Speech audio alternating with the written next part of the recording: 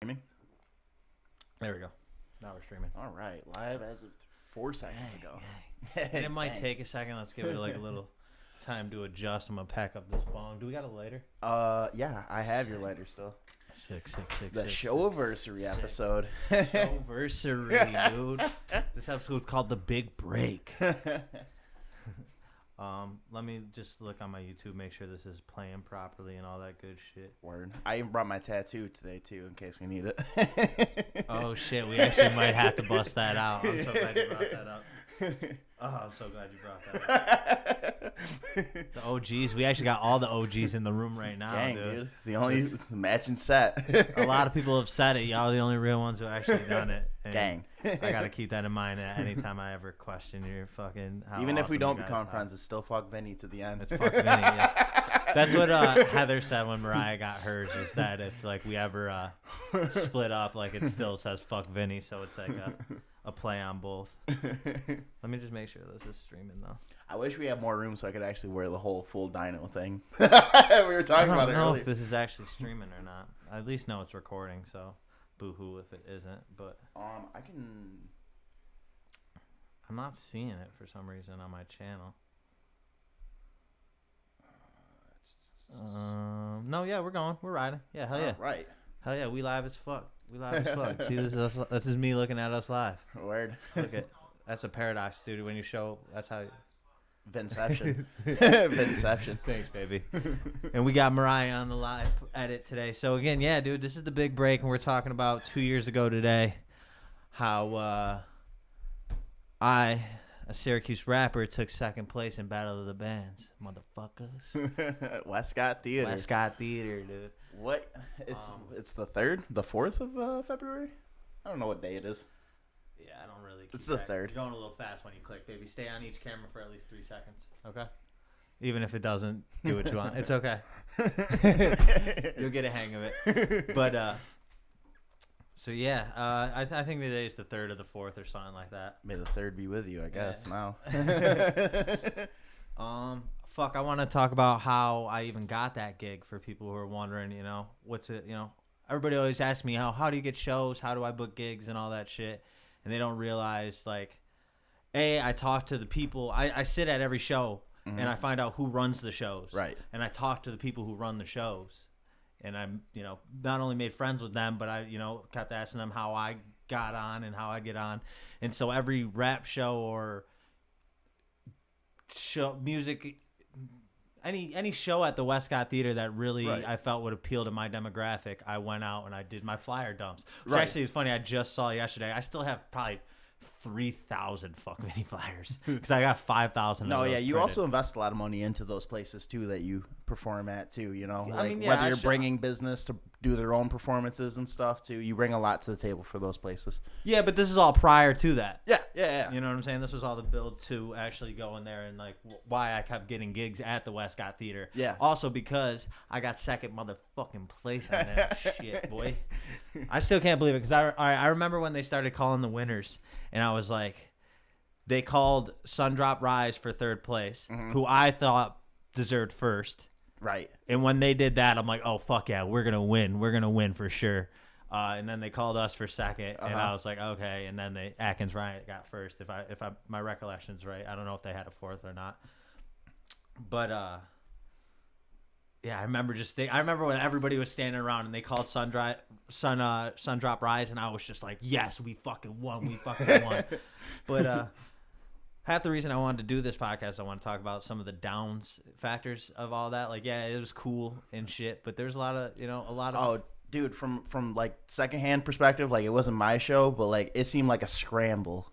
It seemed like a scramble to get there. Like he called me like a couple hours before asking me if I wanted to do my part. Yeah. And Michael Leary talked about it on one of the podcasts about the aux-core DJs, and this is my OG day one. Dude, don't hate on aux-core DJs, bro. We do our part, okay? I was up there dancing. I was having a heat stroke in that suit too. I'm pissed I didn't get the suit for this because we could have had you. We could have fit. We could have. With only one person, we could have fit it. I just didn't want to deal with it, and I think it's at my grandma's still, so I have to go pick it up. But yeah, it's funny you brought that up. How I literally just called you that day, and I was like, hey, you doing anything? I'm never doing anything, dude. Relevant to that, we only have, this brings me back to our open mic days. And for those who don't know, one of my first time actually performing was one of his first times performing as well, because I used to force everybody who would hang out in my old trap house to go to open mic nights with me. And we would fucking... Yeah. If you thought all my friends said they were funny and wanted to do stand up, so I was like, all right, I'm a rapper. We're gonna go fucking. Yeah, it was like a thing that I wanted to try, but it was also an arm twist situation. No offense. It's all right. I've been putting Danny in a headlock his whole fucking career. Heard that. Rap, boy, rap. Rap now. Don't stop rapping.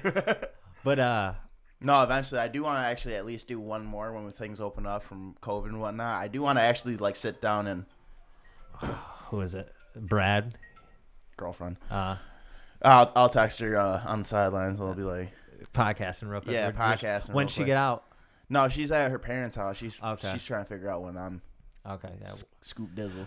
But anyways, back to the point. Open mics, twisting arms. Where were we after that? Fuck, I got lost. Hey, editor, do you have your phone? You want to just send the message? No, I'll just do it real quick. But anyways. Fuck, I forgot what we were talking about. Open mic nights and all that good shit. So, I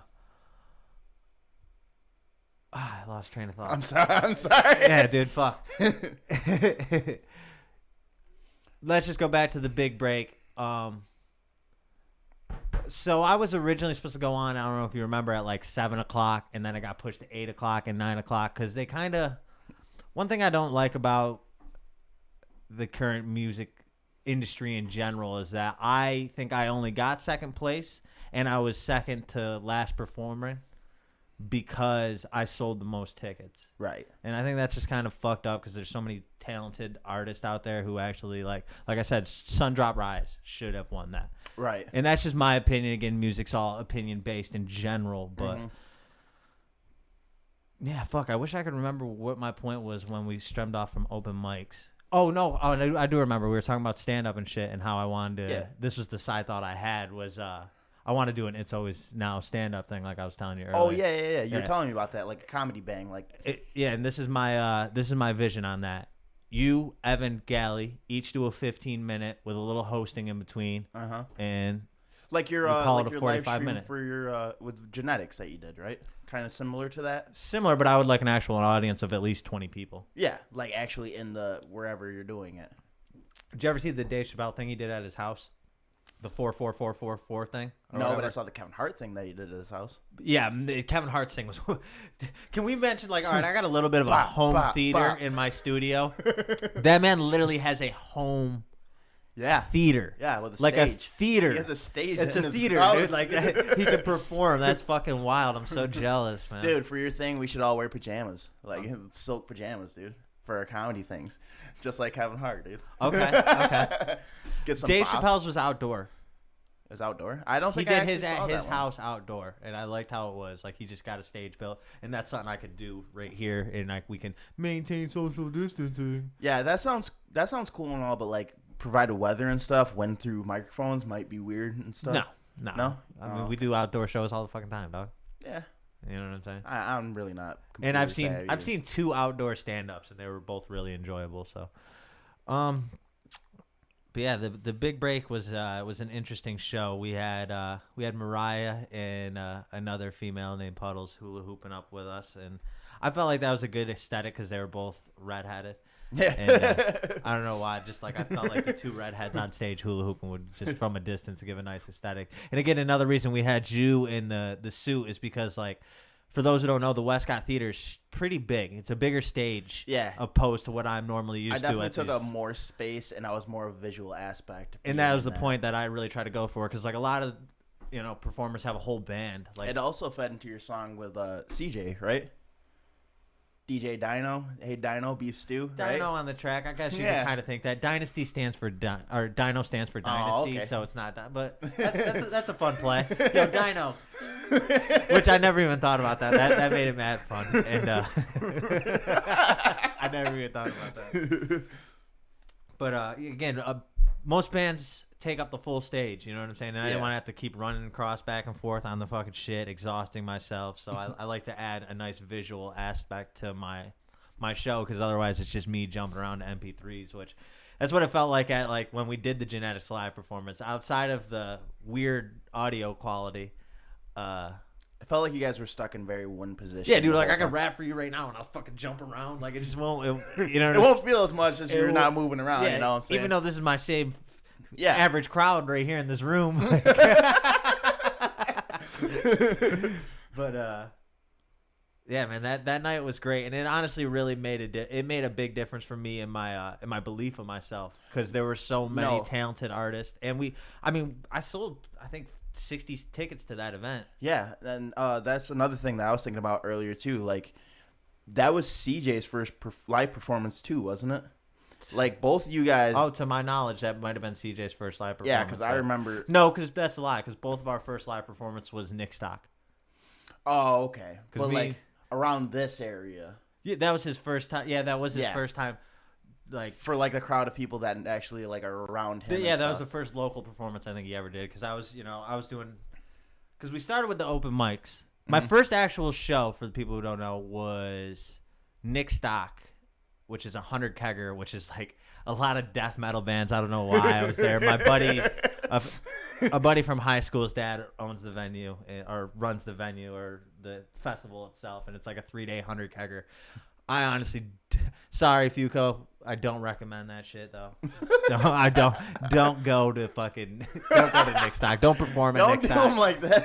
Yeah, no, I paid so much money to perform, dude. That's another thing he does, the paid to perform bullshit, where it's like you got to sell X amount of tickets in order to perform. Yeah. So me being the artist I am was like, okay, I bought all the tickets instantly just to make sure I had my slot. And yeah. Of course, nobody fucking showed up to that. Not to mention, like I said, my buddy's dad. My buddy's dad. We knew each other. We just weren't as friends as we were.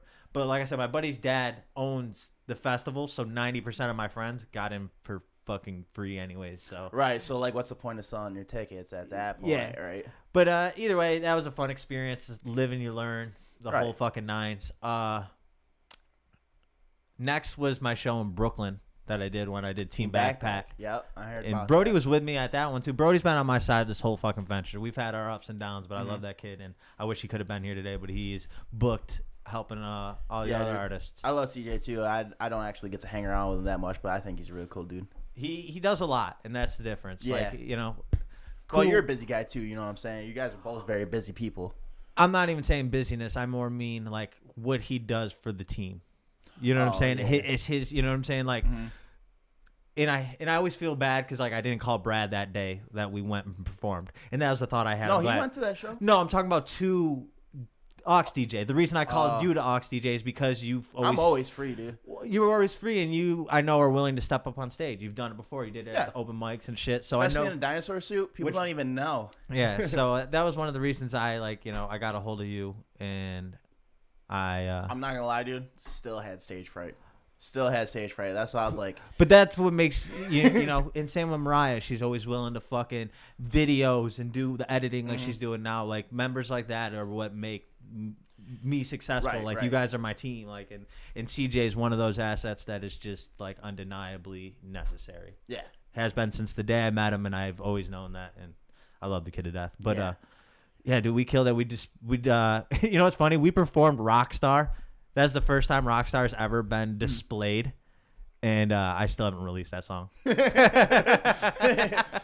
only like 100 and some people saw that. It's mad funny because Billy was talking about it one time where he's like, "Yo, you and CJ should," or maybe he was talking about I should just drop it, because that was another factor I wanted to bring in, the fact that one of my best friends, probably gonna be my best man one day, Billy fucking Aker. That was my first time seeing him in like 5 years. He showed up to that show, and I got to see him, and that was fucking dope. But God, I keep sidetracking. What was the original point? The original point was CJ.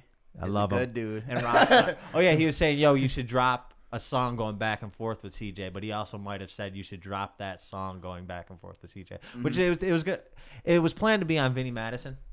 But like I was saying, it actually is still going to be on Vinnie Madison, so that'll all drop like March 8th, and then I'll do individual promos for every song. Dude, one of my favorite parts about that whole night too is like, you were nervous, CJ was nervous, right? You got up, regular presence as normal on stage. Like, I've seen you perform, dude. You had the same energy. You want, the same things. When CJ got on the stage, he was like, a little timid, right? And then when, like, Beef Stew came on, he's like, this is a Mossberg, ain't no more. Like, as soon as he started spitting it, dude. He killed it. As soon as that part. I hate his timidness because he's so, like, kills it. Like, when we performed when we were younger, like, I hate when the videos come up from our first performance because he's so on point. Yeah. And I'm so just jaggered. No, you're good, too. Like, you just, the thing about you is when you're performing is, like, when I watch you perform, I know what you're bringing. You know what I'm saying? But that time when I was watching it, that was like, I think the first time I may have met CJ. But like, first meeting with CJ, nervous. And then he got up there and did what he had to do, dude. Good stuff. I mean, you do that every time too. You know what I'm saying? Regardless of what the crowd is or not, you're always just in it. 100%. And that's what I appreciate about you. Like, when I see you perform, dude, I'm like, dude, this is his best performance. He's trying his hardest. You know what I'm saying? I'm honored to hear that because I get it from Austin and like a lot of my other musician friends who are like, "Yo, that was a great performance." But in my mind, I'm like, "Come on, you're still fucking up on this. You're still fucking doing this wrong." I mean, with the genetic shit, remember I unplugged my fucking headphones and shit. Did you see that one? I kept jumping up and down in the live performance and I unplugged my headphones. Ah, fuck, man. No, dude, all around good performance, dude. I feel like. Definitely had the best stage presence out of everyone that played that night. Are we talking about the? I'm saying like the whole like the visual big break effect. And yeah, all I think of it. it, I think I definitely deserve top 5 for sure. Yeah, because my set was incredibly entertaining, and I know that for a fact. I feel like you put the most into your set. I mean, you know what I'm saying? Anyone can go up there and play the song, but to do other things to as far as entertain people, that takes more.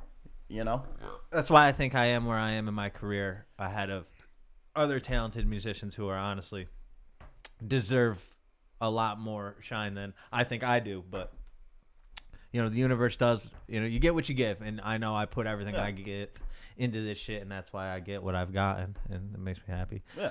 I'm trying to think of some other things.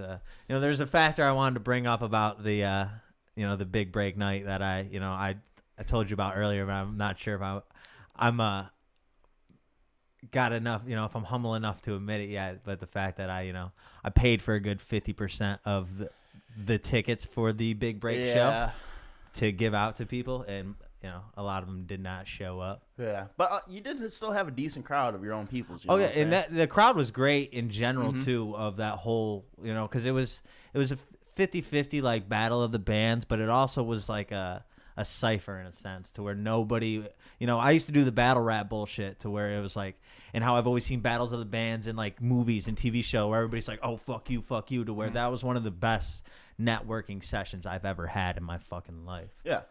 And I don't know.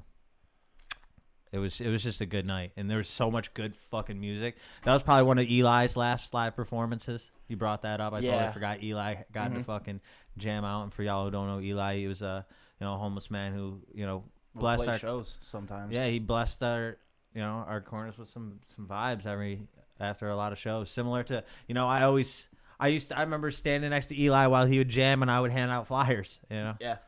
And it was just it was a good time. It was. I miss performing so much. Honestly, as far as Syracuse venues, I love Funk and Waffles. I will never not perform at Funk and Waffles. Westcott Theater is my favorite place to perform. Oh yeah, for sure. You can just do so much as an artist there. Like, you have way more space to think about what you want to do. So much more set size, and then like, pretty much at Westcott, whatever you're almost guaranteed to have a crowd. Yeah. Downside to there is.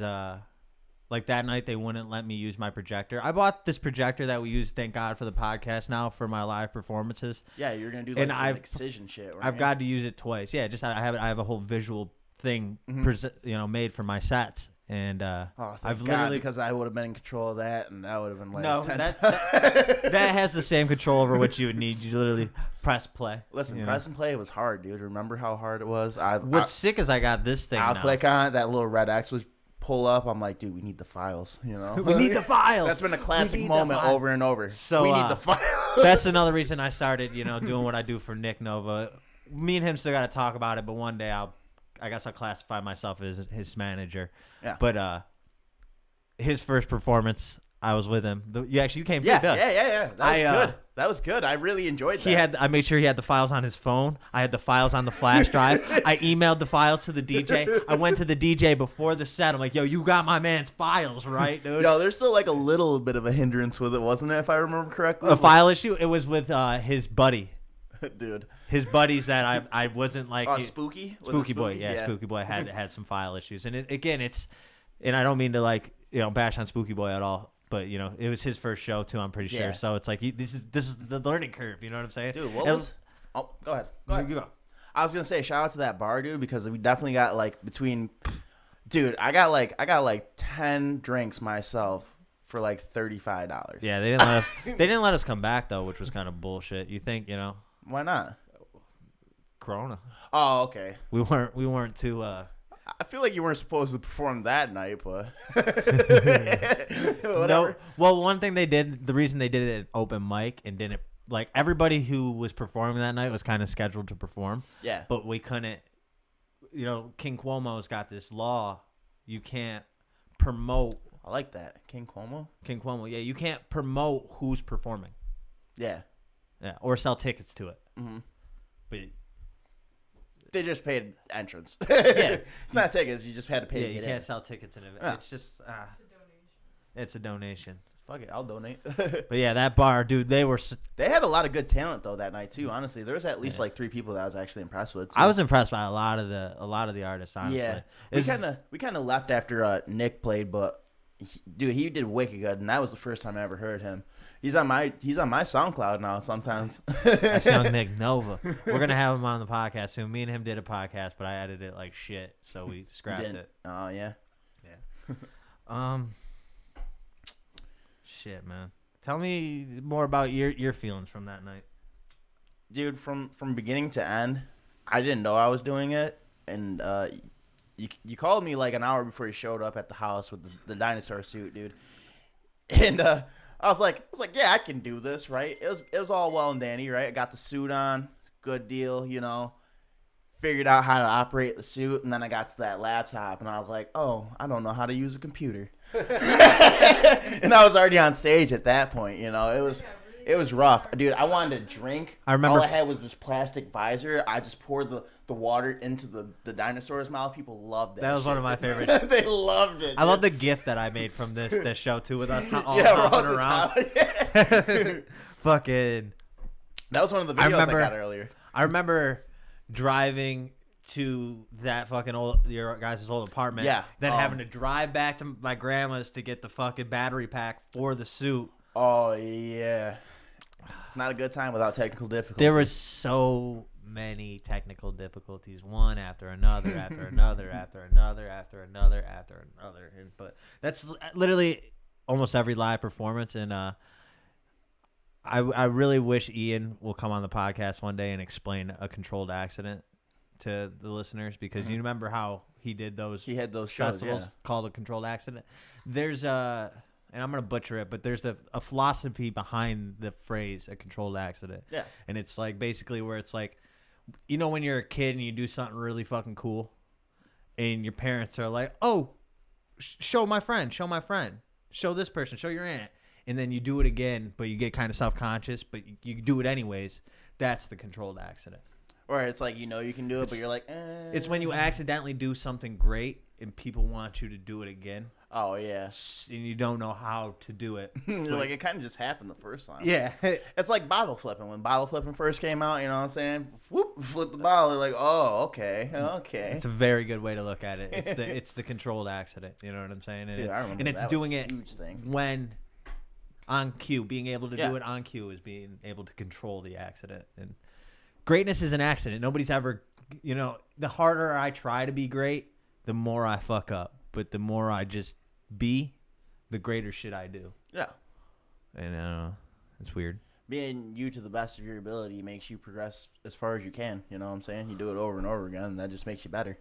Yeah. I mean, this is a perfect, setting all this up, watching me, what you sitting here and watching what I did today, reorganizing this whole studio, getting into like a sense to where it's like, because there's just constant chaos and I constantly have shit unhooked. And I'm not going to say exactly what the technical difficulty of today was, but you fixed that too. And that was That was an issue for at least a good 30 minutes. You know what I'm saying? Talking about. I don't want to bring it up in case Bring it it's up. still Get on, dude, Josh. the camera blur. The camera blur, dude. And this camera's still kind of fucking pixelated. It's still like, I don't understand it. It's zoomed in for some reason, and it shouldn't doesn't be. look as blurry now. I just almost look like I'm, in Donkey It looks Kong. like you're uncomfortable in your I look like in your arcade atoms, Donkey like your Kong. atoms are fucking about to. What if that's what it's picking up? Because you know how like atoms are constantly moving. It's like I'm Static Shock, but with no powers. Like it's just picking up your atoms that are moving around. Yeah, dude. Like literally, the way the camera looks to me is like if someone went over and touched my shoulder, they get shocked the fuck out. Yeah. You know what I'm saying, Bro? What if that is what it is, dude? What if it's capturing the literally like static off my shirt and that'd be wild. my being? That would be wild. The big break, man. And I thought that was gonna be it too. Like, but with the name of it, I'm very like universal and like I'm very literate when it comes to certain shit. Like it was like with like how I like with the pale ale or the ginger ale, ginger beer thing. You know what I'm saying? So when I got the performance to perform at the big break, I'm like, this is it, guys. And fun fact behind that is it kind of was a big break because I remember one thing I wanted to say prior to this, and now I'm back on the point, and I'm happy as fuck. It's like we went from, open mic nights at any open mic we could perform at to me, and now I'm trying to remember if $2 Tuesdays were prior to that, and I think they were because, me linking up with Ian, what were you going to say? Are you talking about at Funk? Yeah, remember the $2 Tuesdays? I think we were paying 10 to get in. I think we were paying 10 to get in. No, $2 Tuesdays was a completely different thing. Yes, we paid $10 to get into Funkin' Waffles to do open mics, but that's not what I'm talking about. Talking about those $2 beers? No, okay. I'll get back to the point. So, because I'm $2 Tuesdays were before, right, babe? Yeah, that's what I thought. So again, we did the open mics. I met up with Ian at one point. Our paths crossed. I showed face. He honestly, it's funny. He'll tell the story. He thought I was fucking corny when he met me. I took him out of retirement. Don't ever let him down, Sal. Yeah, dude. Took him out of retirement. But so we do the big break. After the big break, I stopped doing open mics, and Ian started having me be a part of his $2 Tuesdays, his Hip Hop Tuesdays, where it was $2 to get in. I wasn't paid, or really nobody was really paid, but we got to perform. We were on the lineup, and it was a fucking Tuesday night. You know what I'm saying? That's why it was $2 Tuesday. So people got in for $2. And I can't believe I remember $2 Tuesdays.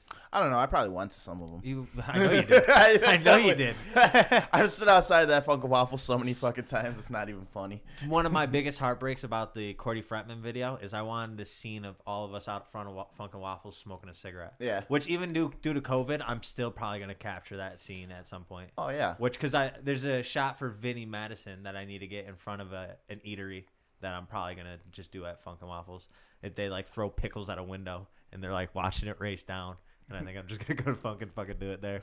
But so yeah, we go back to the original open mics, $2 Tuesdays after the big break. So I'm like, okay, now things are starting to look up. And it was funny because I thought the big break would be even bigger, but it was more just now I'm asked to perform. You know what I'm saying? Yeah. Somebody was legitimately like, yo, you got. Yeah, and you did get a lot of those after that. It was more like it didn't after that show. It didn't seem like you were trying to put yourself out there. It seemed like you were just getting invited to things. You know what I'm saying? Yeah, people. I was allowed on the list, and that was cool that people were even asking me to perform, and I didn't have to go and sign up on some fucking open mic or something. And people always thought I was making bread off those. I wasn't. Obviously after smartening up and watching other performancing and other artists and how they worked, I realized, I got to get a merch table. And that's when I started doing merch and shit. And that's when the money really started coming in. That's when the brand actually started to really, really, like, there started being merch for, like, It's Always Now. You came out. It's Always Now wasn't ready. That show that night is when I got my first pin and hat and the patch that ironed on. That's when you gave those out. That's when. Was that? That was then. That was the first night. That was that night. Yeah. Oh, yeah, because I remember I was. Yeah, because you gave a bunch of us at the crib the hats to wear. Oh yeah, because that was when I just had the hats and patches because Chris Webby's. Because when I was honestly, dude, it's funny. I'm glad you had the rabbit pins too. that night. I'm pretty sure, if I remember correctly, you had the rabbit pins too. Because I got the pins and the hats at the same time. Because shout out my boy fucking Duck out there. My boy fucking out in South Carolina fucking hooking it up. Or it wasn't Duck. I don't know. I always get him fucking confused. I'm sorry. I don't see him very often. There's fucking the Williams brothers down there. And I don't know if they watch the podcast or not. But I'm sorry if I mixed you up. I know which one you are individually when I see you. I just always forget. They're both on my Facebook. If I saw it, I'd remember it. I'm a retard. I apologize, people. Anyways, he drew up the pin for the rabbit. Right. So by the time we got to... We do the big break, and then we start doing $2 Tuesdays, and then $2 Tuesdays got switched to $10 Tuesdays, and that's probably what you're thinking about. That seems like a jump. Well, we had a lot, people. Well, we started having people show up. People was pulling up. They wanted to see your boy on a Tuesday. I had the club going up on a Tuesday. What's his name? I Love McConan. I thought that was made in Tokyo, but yeah, it is I Love McConan. Yeah. And I'm no, yeah. honestly, a lot of your shows that I actually paid money to go to, aside from like the Westcott one, were middle of the week. Yeah, because we had the $2 Tuesdays, and then I finally started getting like Friday, Saturday nights because it's honestly because I think Ian started switching the Friday and Saturday nights to hip hop and shit. But hip hop shows do so fucking terrible out here that we just couldn't ever get good nights of the week, and I blame the fans, but whatever. We got this now, so we can. He fucking still loves talk the fans. To you. He just blames you guys. I just blame you. I do all this for you, so you guys can still fucking vibe out with us. But I'd rather vibe in person, to be honest. Anyways, I'm just constantly running off track. We got the shirts for the Chris Webby show, which I was almost, dude. Every time I go to give up, and I swear to God, something's just like somebody's like, I gotta. Oh, we got a big one. I remember laying in bed, dude. Like, $1, honestly, right? like, kind of like, I'm like, yo, I need to just chill. I'm not really getting anything out of all this. I'm just kind of putting all my energy into this. And then Ian calls me up and he's like, yo, you're opening up for Chris Webby. And I'm like, what? He's like, did you just hear what I just said? You're opening up for Chris Webby. And that felt like the real big break. And that show was fucking lit. Yeah. That was fucking lit. Yeah. Sorry I got an official DJ. That's perfectly fine, dude. If you would have if you got a professional button clicker, then go with that. I mean, something we were talking about earlier. Fuck Westcott Theater. They fucked you over on that one. They're extremely rude, unpleasant. What? It wasn't Westcott. It was Lost Horizon. No. Yeah, Lost Horizon. Yeah, fuck Lost Horizon. He'll put up a big circle with the cancel mark too. Except we're streaming live, so we can't. No, we love Westcott Theater. Though. Yeah, Westcott. Sorry, that was my mistake. Funk and Waffles, dude. King's Club. There's a lot of fucking really dope venues up here. You know where I want to do something is like the F Shed. Dude, that would be nuts. But I would need like to hire a big ass DJ. And then just come out, throw a couple Vinny songs in it, and then go back into the crowd because that's just how I fucking run shit. But I would, dude, just let me wear the dinosaur suit. 100%. I don't want to click buttons necessarily. Didn't want to click buttons the first time. It was a lot of pressure, even though it wasn't. I really hope we open up soon because when we do, it's going to be a serious problem because they've let me just sit and stack, and like I really want to Like, I was talking with Lloyd Banks to coming out and doing a show prior to COVID and shit like that. Mm-hmm. Like, I'm going to start bringing some fucking hitters to Syracuse. Right. And it's hard finding the venues. And then if you get them out here, you get to, open for them or do songs with them. Obviously. You know what I'm saying? Yeah, dude, I'm a fucking... yeah, he's like... I'm the P. Diddy to my own artist. And it's like Salt Bay, dude. Like, the meat looks good, but who's that guy sprinkling the salt on it? You know what I'm saying? I'm going to throw in a couple, get my man Nick Nova in there because we got his projects coming on. Yeah. And then I got, and everybody vote Brody 12 block. Vote Brody 12 block. 12 block. Vote Brody 12 block. Can't stress it enough. I've been voting every day, dude. I got this this mental vision in my head, and I hope it plays out to where he, we just produced an It's Always Now project for him, like a 8-song project. And if he wins the Sammys, we're going to drop that right after. Oh, he's already got it recorded? Yeah, it's already done, ready. Oh, no shit. He's got a vinyl made of it. Damn. Oh, that's what he was posting? Yeah, I don't think I actually heard any of the songs. Because they're not released yet. Oh, what a bastard! Well, You can't just be posting that and teasing everyone. I was like, how do I find this? Yeah, you can't. I was need the supposed to be files. on it, but I've been just too busy, like plotting moves to even write rhymes, unfortunately. And nobody wants to fucking hear me rap anyways, so I'll just talk to them like this. They want to hear some real shit. You know what I'm saying? Make money, dude. It's hard for me to spit real shit and make it rhyme. I'm not fucking Dr. Seuss, all right, dude. I can't do that shit, dude. And there's just so many good artists who say what I need to say through their words. I feel like it'll be easy. It's easier for me to do this, and not that I'll ever give up making music, but Right. it's just I think I'm better at putting the pieces together. You know what you should also do is just do everyone's music videos too. I think you got really good ideas as far as that aspect. I have a too. good vision on that, but my problem is finding a cameraman that's a good cameraman that can capture the shots I like. Well, I mean, you being you might as well just do it yourself. You I'll know? get there. Get a little practice in. Yeah, I've tried shooting shit. I like how certain cameramen work, and Yeah. I don't know how to get a cameraman that I without paying. Like, there's like 3 to 4 cameramen in Syracuse that I really fuck with. Like, obviously you got RJ Streeter and Ryan Streeter and RJ Rafferty. Those are like my favorite 2 film dudes to work with. And then you got the dudes I'm working with now at Candy, Robert Bryant and his people, Santi and shit like that. I like how Robert Bryant works a camera, and I like how Ryan works a camera. Trig's nice. I've said he's mediocre, but Trig knows how to work a camera too. I won't bullshit that at all. I think his music videos lack pizzazz because they're all the fucking same. But at the end of the day, he can operate a camera really well. And there's a few other people in Syracuse. There's someone that I know, and I don't know if he actually does like video stuff, but I know he's a very good photographer. His name's Dan. Dan the cameraman? Yeah, Dan the cameraman. Dan the cameraman takes great photos. Yes. And I'm glad you brought that up because I was about to make a statement. Ryan Streeter takes, I can't remember if it was him or RJ who was taking the photos, but they fucking suck at taking photos, in my opinion.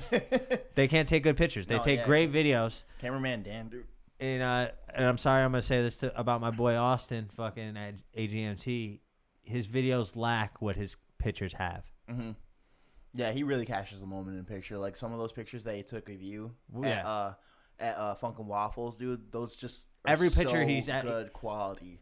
He's taken a lot of great pictures, but I admit his Well, those are video, the only ones I've seen. I've seen a lot of his work, and I feel like his videos need a little bit more because he's actually offered to do free pieces for me, and we've thought about working together and stuff, and I've wanted to, and it just hasn't ever played out right and just timed right. And I'm also just very meticulous about certain growth and how I grow and the way I grow, because and this is actually something completely side note I wanted to bring up, because like a lot of artists be like just sticking to their niche group in their hometown, and that is like one of the most toxic things you can do as an artist. Like fucking work outside of your realm. Yeah, like everyone can rap about Syracuse, but the people outside of Syracuse want to hear about Syracuse? That's not even my point. Is or that like no, like, that is a very good point. Like, a lot of people talk about that, but you got to rep where you're from too. It's a balance. Yeah. But it's more, don't just keep working with the same 2 or 3 artists you always work with. You know, I know people who have 30 to 40 songs with the same 6 people, and it's like at a certain point, it's like we've heard this song. We try to find people that you've never worked with before, and that's something I've always wanted to do. And not only that you haven't worked with before, but that are bigger than yourself, because that's the only way you'll ever grow. Otherwise, you'll stay in the same stagnant fucking pool. And it's even like Lil Wayne and Drake did that. Like after a while, hearing them rap together on every single fucking song, I was like, "Jeez." It's like a Lil Wayne. It's same with like a Lil Wayne and Rick Ross song. Yeah. You know what I'm saying? Lil Wayne Birdman. I mean, I hate to keep kicking Lil Wayne in the nuts, but he's like... It's because he makes songs with everybody. Or we could just say Little fucking Wayne. Yeah, like honestly, don't Lil Wayne yourself, dude. Yeah, a lot of these artists think that they have to make these big fucking huge catalogs, and it is profitable if you have a huge fan base, and it is great to have as large as catalog as you possibly can, but don't oversaturate a sound. If you make a hot song with like 2 artists and shit, and especially if they're from your fucking hometown, dude, like that's one thing. Like me and Austin, and it's one of the reasons me and Nick Nova, at least from my perception, don't have a song yet, or me and Austin make songs whenever. It's because I know at any time in my life that they'll still be there to work with.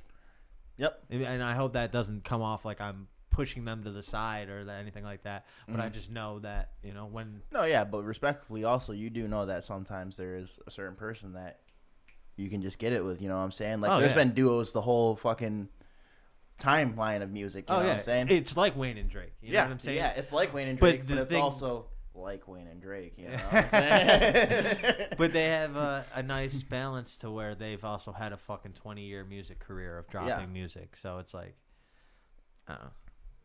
Work with other people.